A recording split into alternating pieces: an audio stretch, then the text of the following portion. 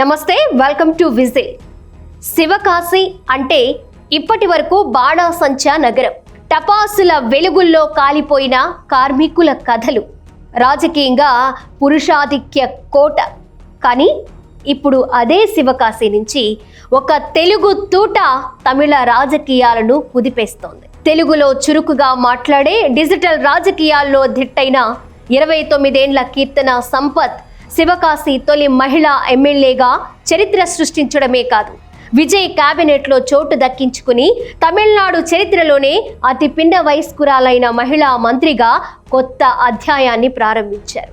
తెలుగు నేల నుంచి రాజకీయ వ్యూహాల వరకు, సోషల్ మీడియా నుంచి ప్రజా సమస్యల వరకు తనదైన ముద్ర వేసిన కీర్తన ప్రయాణం ఇప్పుడు దక్షిణాది రాజకీయాల్లో హాట్ టాపిక్గా మారింది. తెలుగు మూలాలు ఉన్న కీర్తన గతంలో తెలుగుదేశం పార్టీ సోషల్ మీడియా విభాగంలో కీలక పాత్ర పోషించారు. హైదరాబాద్ కేంద్రంగా ఉండి ఆమె తెలుగుదేశం ఆంధ్రప్రదేశ్లో గెలుపుకు తన వంతు కృషి చేశారు.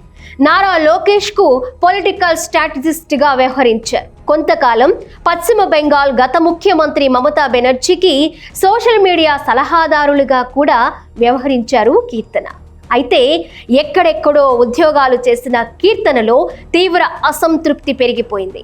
పుట్టి పెరిగిన జిల్లా, ఊరికి ఏమీ చేయలేకపోతున్నానన్న బాధ పట్టి పీడించేది.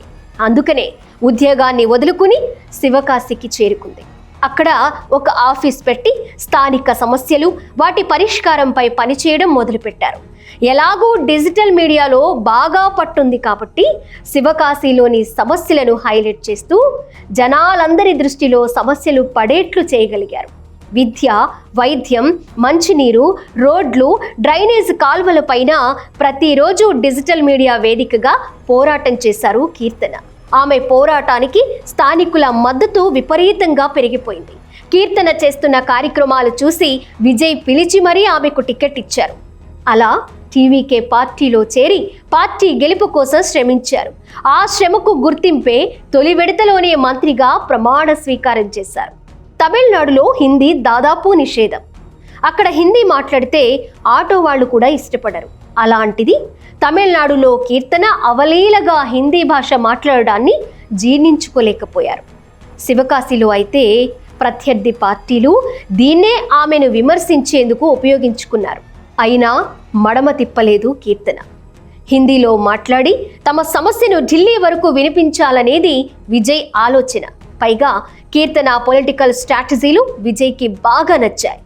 10 సార్లు ఎమ్మెల్యేగా గెలిచిన సెంగోట్టయన్ ఒకవైపు, తొలిసారి ఎన్నికల్లో పోటీ చేస్తూ అద్భుత ఆలోచనలతో జెన్జెడ్ను ఆకట్టుకునే కీర్తనను ఇంకోవైపు పెట్టుకుని విజయ్ పార్టీని బ్యాలెన్స్ చేసిన తీరు విజయానికి చాలా దగ్గర చేసింది. కీర్తనపై నమ్మకం, కీర్తన గెలిచి వస్తుందనే ఆత్మవిశ్వాసం. అందుకే విజయ్ ఈ ఎన్నికల్లో శివకాశి ప్రచారానికి కూడా వెళ్ళలేదు. That is Keerthana calibre. Virudhai మగల్ కీర్తన, ఇదే ఆమె నినాదం. తెలుగులో చెప్పాలంటే మీ విరుదునగర్ బిడ్డ కీర్తన. ఈ ఒక్క మాటతో 70 ఏళ్ల చరిత్రను శివకాశిలో తిరగరాసి విజయ దుందుబి మ్రోగించింది. డిఎంకే అభ్యర్థి అశోకన్ను 11,670 పైచిలుకు ఓట్లతో ఓడించింది.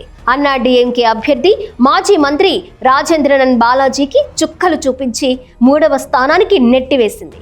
కీర్తనకు తమిళ్, కన్నడ, హిందీ, ఇంగ్లీష్, తెలుగు అన్ని భాషల్లోనూ మంచి పట్టుంది.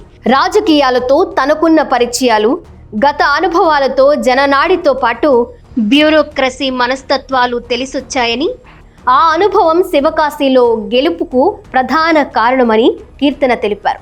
శివకాశిలో మౌలిక సౌకర్యాలు మెరుగుపరచడం, క్లీన్ అండ్ గ్రీన్గా మార్చడమే ప్రధాన లక్ష్యంగా పనిచేస్తానని తాను ఇచ్చిన హామీని ప్రజలు నమ్మారని, మహిళగా తొలి అవకాశం ఇవ్వండి అని కోరడం కూడా తనకు ప్లస్ పాయింట్ అయిందని ఆమె చెప్పారు. అలాగే శివకాశిలో తెలుగు మాట్లాడే వాళ్ళు ఎక్కువగా ఉండడంతో తెలుగులో ఆమె చేసిన ప్రచారం కూడా అందరినీ ఆకట్టుకుంది. ఇప్పటి వరకు ఆ నియోజకవర్గం నుండి పోటీ చేసిన మొదటి మహిళ కూడా కీర్తననే కావడం విశేషం. విరుదునగర్లో 1996లో పుట్టి అక్కడే ప్రభుత్వ పాఠశాలలో తమిళ మాధ్యమంలో చదువుకుని మధురై కామరాజ్ యూనివర్సిటీకి చెందిన కళాశాల నుంచి మ్యాథ్స్లో డిగ్రీ పూర్తి చేశారు కీర్తన. అనంతరం పుదుచ్చేరి సెంట్రల్ యూనివర్సిటీ నుంచి 2019లో స్టాటిస్టిక్స్లో పీజీ పూర్తి చేశారు. అదే తన జీవితంలో టర్నింగ్ పాయింట్ అంటారు ఆమె. గతంలో పనిచేసిన రాజకీయ అనుభవాలే ఆమెను విజయ్ పార్టీలో కీలకంగా మార్చాయి. భవిష్యత్తులో ఇంకా మరింతగా బలమైన రాజకీయ శక్తిగా గుర్తింపు దక్కే అవకాశాలు ఆమెలో స్పష్టంగా కనిపిస్తున్నాయి.